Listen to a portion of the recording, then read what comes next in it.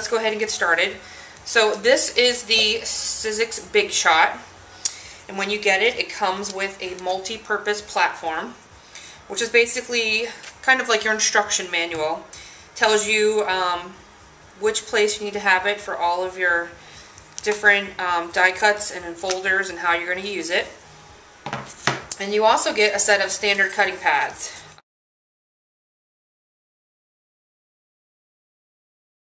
These are basically just your standard size cutting pads.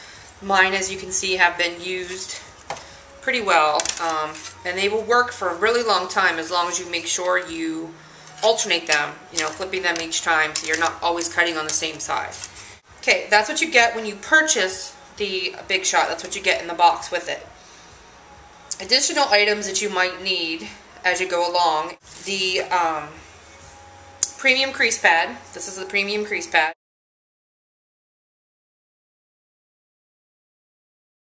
What this is used for is when you're using dies that cut and score at the same time.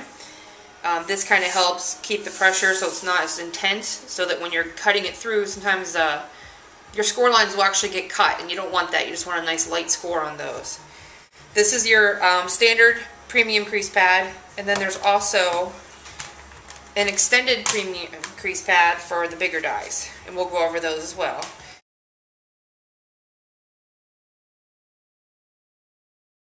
There's also your extended cutting pads. These are the longer pads used for the bigger dies. So as you can see, they're like about 1.5 the size of the standard. So you have your standard, and then you have your extended cutting pads, as well as your premium crease pads. You have your standard and your extended. Start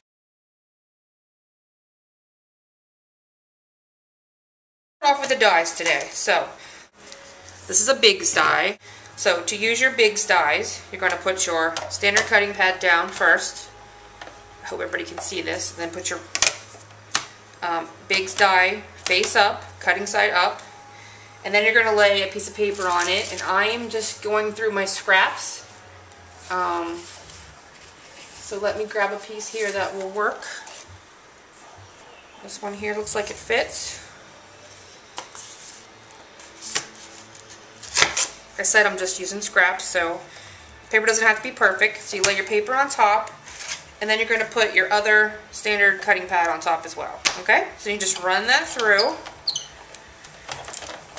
You can do up to 3 pieces of Stampin' Up! Cardstock with this top note die. You have to kind of play with each die to see how delicate, how intricate the detail is on it. With this one, you've got these little kind of stitched lines around it. And if you go over 3 pieces, I've noticed you kind of lose the detail on that. So if you're not really worried about that, go ahead and cut as many as you want. But I've been able to do up to 3 with the actual Stampin' Up! Cardstock. So that is a top note die. The other dies that we have are the ones I mentioned that cut and score. And this is the big scallop envelope. So this one's going to give you this cute little envelope right here. There's one that's already folded up like this. And it's going to cut the image out, and it's also going to do the score lines for you, so you know where to score it at. And what I'm going to show you the difference is if you run it through with just your standard cutting pads without that premium crease pad, you're going to get a cut. See, there's a little slit right there. So we're going to go ahead and do that, and I'll show you what that looks like. Okay, once again, you're going to use your standard cutting pad, and you're going to use the die face up. I'm going to put my paper down. Is this paper wide enough? No. Let me grab another piece of paper here. Like I said, I'm just using scraps today. So you're going to put your paper down on it. It's not going to go through. Kind of winging it here. I know some people are like, oh, she's ripping up cardstock. It's okay, that's from my scrap pile. Okay, so you put your cardstock down on top, and then if you were to put your other standard cutting pad on top and run it through, let's see. You don't always get a cut, but sometimes you do. So you're kind of risking it. So you take that, pops it out, and then it also scores.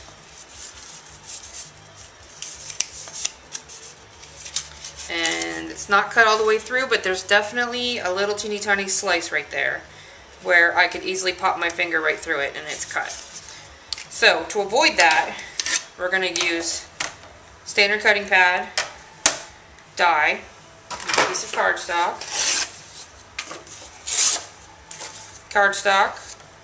Then you're going to want to use that premium crease pad. And when you purchase this premium crease pad, it's going to come with 2 shims in the package as well. These are like little plastic pieces that kind of give you added pressure on your machine, because everybody's machine is going to be a little different.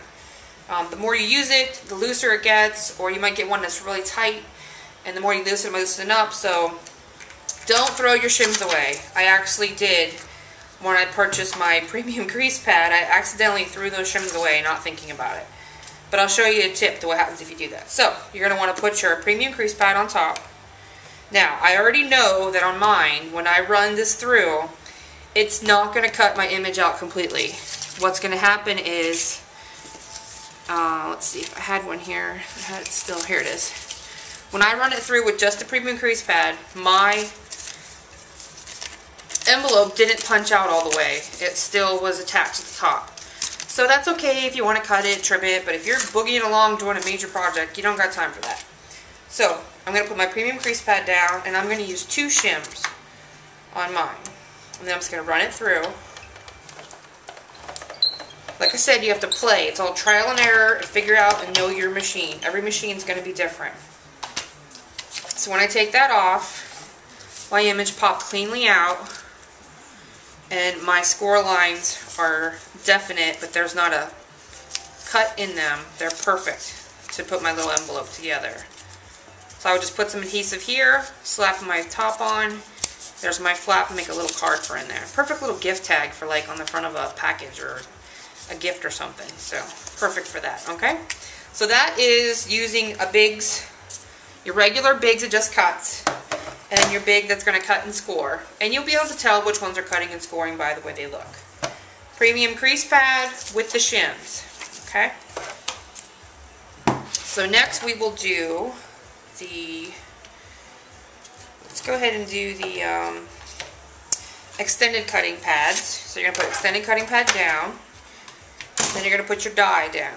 Now this is the Look Here die that makes a gift card holder, and this one's going to cut and score.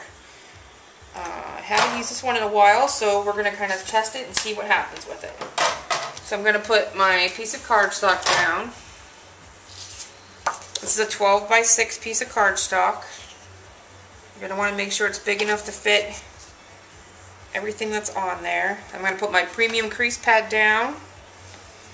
Now, I don't have any shims because I accidentally threw my shims away.